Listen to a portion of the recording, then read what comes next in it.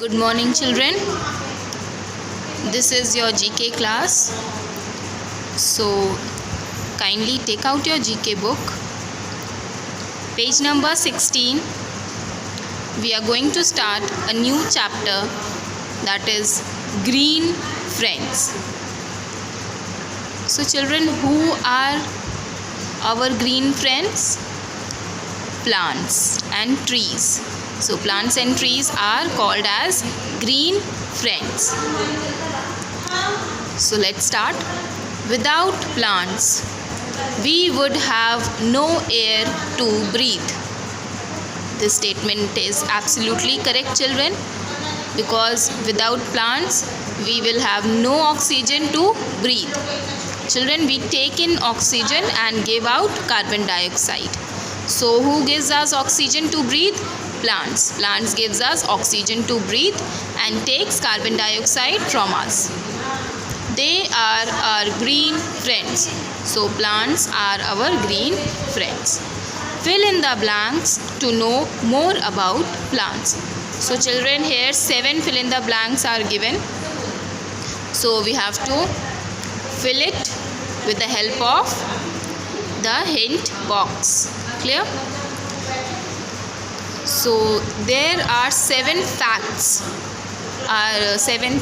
about trees and plants. So we are going to start with the first one. Counting the trunk rings. What is a trunk बेटा? Trunk क्या होता है? ये देखिए, जैसे ये मैं आपको ड्रॉ करती हूँ.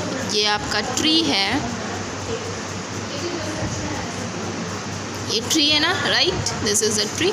So this is called a trunk. ठीक, ये जो हिस्सा है आपका, जो ब्राउन कलर का आप कलर करते हो, जो पेड़ आप बनाते हो, तो ये क्या होता है? Trunk. Clear? So counting the trunk rings of a tree helps you find out the age of the tree. So children, when you cut this part of the tree, that is trunk, when you cut the trunk, then if you cut it and you rotate it, this trunk looks like this picture. Clear? So this is a trunk. When you cut it and you make the upside down trunk, so this is the picture it looks like. So counting the trunk rings. Rings means, ये देखिए जो गोल गोल दिया हुआ है ना, ये rings हैं. जब आप पेड़ को काटेंगे, ये ट्रंक आप काटेंगे और फिर आप देखेंगे कि ये अंदर की तरफ ये रिंग्स गोल गोल दिए हुए हैं. सो ये रिंग्स क्या बताती हैं हमें? ये रिंग्स हमें बताती हैं एज ऑफ अ ट्री, यानी ट्री की एज बताएंगी. कैसे बताएंगी बेटा? जब आप इन रिंग्स को काउंट करेंगे 1 by 1. फॉर एग्ज़ाम्पल 1 2 3 4 5 6, आप ऐसे रिंग्स को सारे काउंट करेंगे तो आपको पता चलेगा कि कितनी एज है उस ट्री की, या कितनी पुरानी वो ट्री है. So the number of rings, जितनी भी होंगी नंबर ऑफ रिंग्स, उतनी ही एज होगी ट्री की. क्लियर बेटा? Am I clear to you? So जब आप रिंग्स को काउंट कर लेंगे तो जितनी भी नंबर ऑफ रिंग्स होंगी उतनी ही ट्री की एज होगी. ठीक, यानी इतने साल पुराना ट्री को ग्रो किया गया था. ठीक, चलिए moving to next one. Dash is a sweet liquid that flowers produce to attract insects. So flower के अंदर एक स्वीट सा लिक्विड होता है जिस पे बटरफ्लाइज, फिर हनी बी, वो सब बैठते हैं इंसेक्ट्स फ्लावर्स पे. तो वो उस लिक्विड को क्या कहते हैं? उस लिक्विड को नेक्टर कहते हैं. क्लियर? फ्लावर्स नेक्टर प्रोड्यूस करते हैं और फिर इंसेक्ट्स उसमें आके सक करते हैं. हनी बी आते हैं, बैठते हैं फ्लावर्स पे, बटरफ्लाइज बैठते हैं और भी इंसेक्ट्स बैठते हैं, और वो नेक्टर को क्या करते हैं? सक करते हैं, चूसते हैं. So moving to the third one. Is the tomato a vegetable or a fruit? So children, हमेशा एक क्वेश्चन रहता है कि टमेटो वेजिटेबल है या फ्रूट. सो हम लोग एज अ वेजिटेबल ही कंसिडर करते हैं टमेटो को, but it is not a vegetable, it is a fruit. Clear?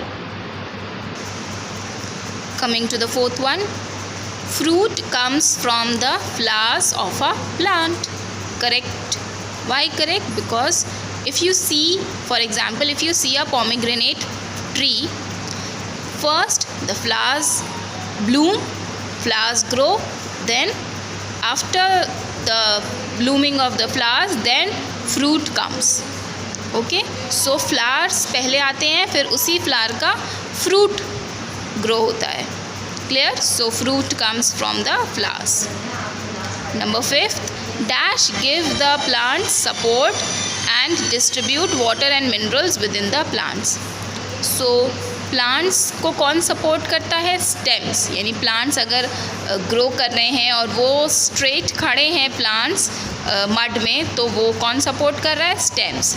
And stems और क्या हेल्प करता है प्लांट्स को? To distribute water and minerals within the plants. यानी सारे पार्ट्स ऑफ द प्लांट्स में वाटर और मिनरल्स डिस्ट्रीब्यूट करना हो तो कौन डिस्ट्रीब्यूट करता है बेटा? Stems. Clear? 6th one, during the day plants give out oxygen. So I already told you in the first sentence, I already told you that plants give out oxygen and takes carbon dioxide. Clear? Number 7, dash absorb water and minerals from the soil. So who absorbs water and minerals from the soil? Roots. Why? Because roots are underneath the soil. यानी soil के under होते हैं, soil के नीचे होते हैं, underground में होते हैं soil के roots. ठीक है, तो soils क्योंकि plants के नीचे होते हैं और उनको water and minerals absorb करते हैं from the soil.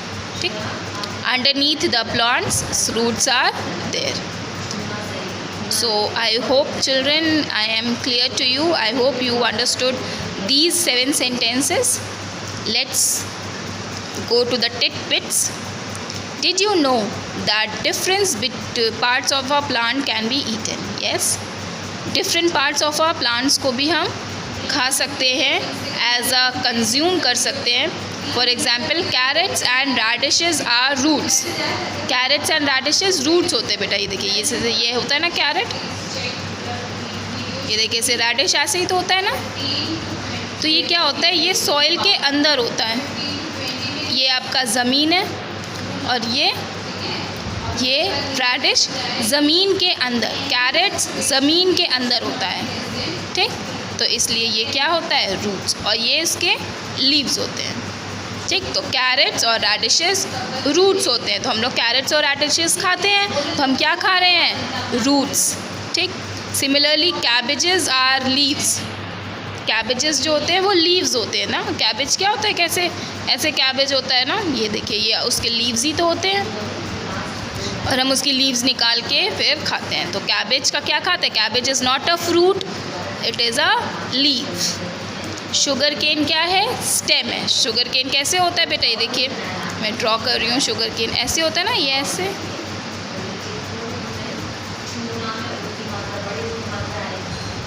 ये देखिए, ऐसे ही तो शुगर केन होता है. ये शुगर केन का स्टेम है और ये ऐसे ऐसे लीफ होता है शुगर केन का, है ना. राइट. तो sugar cane is a stem, जो कि हम जो स्टेम खाते हैं शुगर केन प्लांट का. और कैबेज प्लांट का क्या खाते हैं? लीव्स. और रेडिश और कैरेट का क्या खाते हैं? Roots. So children, I hope you understood this chapter. So here we end the video and complete your exercise work, and I hope you learn this page, and thank you so much. Stay safe, stay healthy.